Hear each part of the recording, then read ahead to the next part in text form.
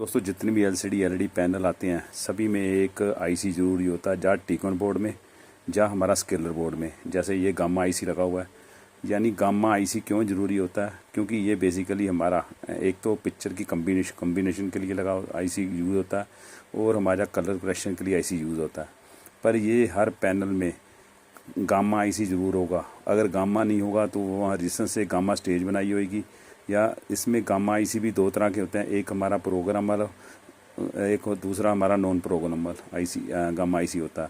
और तीसरा, अगर जो दोनों आईसी नहीं होंगे तो उसमें क्या हुआ, रेजिस्टेंस से हमारी, जहाँ हमारी जो सोर्स कफ के पास एंड में जो रेजिस्टेंस लगी होती हैं उससे हमारी क्या होता है, रेजिस्टेंस से हमारी गामा वोल्टेज बनाए होते हैं। यानी वो वोल्टेज डिवाइडर सर्किट्स इस तरह से डिज़ाइन किया होता है कि वोल्टेज घटते क्रम से हमारी तो बनते हैं।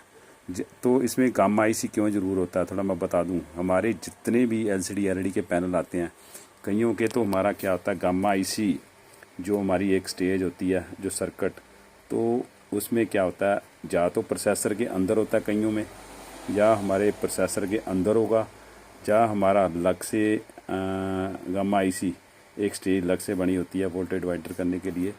तो ये गामा आईसी काम कैसे करता है? इसको गामा आईसी को काम करने के लिए एक तो हमारे 3.3 वोल्ट की सप्लाई चाहिए, एक हमारी क्या होता है डीसी टू डीसी आईसी से एवीडीडी वोल्टेज हमारी क्या होता है, इसको एवीडीडी वोल्टेज चाहिए जिससे हमारी वीकॉम वोल्टेज बनते हैं। ये सबसे ज़्यादा ज़रूरी है। हमारी वीकॉम की सप्लाई एक हमारी इससे बनती है, और ये बेसिकली एक 3.3 वोल्ट इसके इनपुट होते हैं, एक हमारी 16 वोल्ट एवीडीडी की सप्लाई जिससे हमारी गामा स्टेज को काम करने के लिए चाहिए। तो ये जो एक तो दो तरह के प्रोग्रामर ये हमारे गामा आईसी होते हैं, एक नॉन प्रोग्रामर, एक हमारी प्रोग्रामर, जिसमें हमारी रेजिस्टेंसें लगी होती हैं वो हमारी नॉन प्रोग्रामर आईसी होता है गामा, जिसमें गामा 1 गामा 2 गामा 3 ऐसे होता है।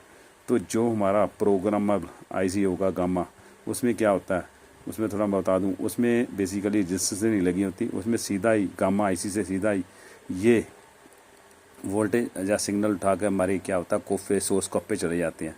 ये हो गया।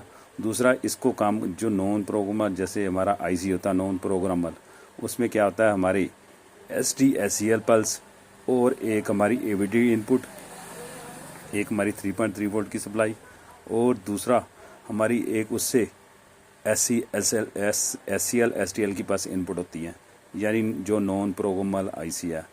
तो उसमें क्या होता है, मैं उसमें अलग से एससीएल की अलग आईसी लगा होता है। यानी ये जो पूरी वीडियो देखने के लिए आप मेरी नेक्स्ट वीडियो कंप्लीट दे सकते हो कि गामा आईसी कैसे काम करता है। ओके, थैंक यू दोस्तों।